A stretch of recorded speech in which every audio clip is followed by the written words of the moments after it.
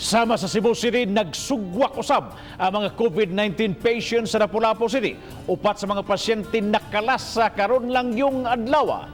Si Luan Mirondina sa report.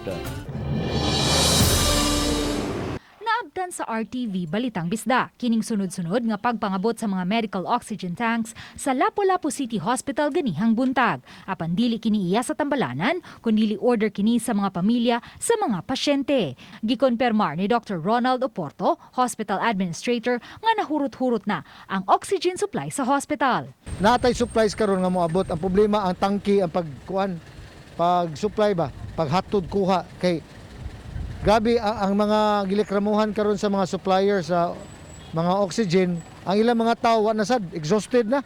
Karon lang adlawa, adunay 76 ka mga probable COVID patients nga anaa sa isolation facility sa Tambalanan. Samtang ang 24 ka mga confirmed COVID positive patients gipahimutang na sa mga COVID beds sa ikaduhang andana sa Tambalanan. Apan subo palandungon nga karong adlawa lang may upat na nga nakalas diin duha niini mga bata. Wala na gyutay bakante. In fact, nangita na lang yun may ipasok sa kilid ang uban kay butangan na mo extra nga bed ba. And then ang oxygen nato sa nga supply is really depleting.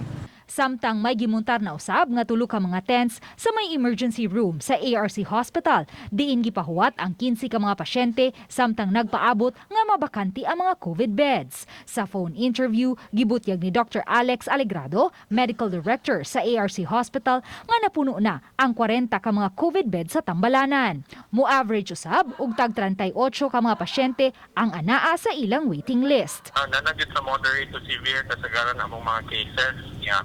Nag-require na auto-requiring sila ba.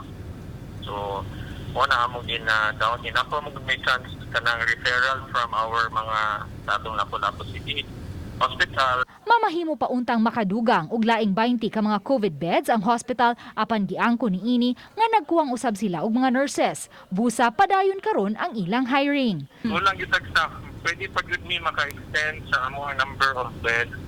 We just need more nurses kung makatabang unta na may gi-augment ang DOH sa DOA, but we can still do more kung naalang gyud staff, nurses, especially nurses.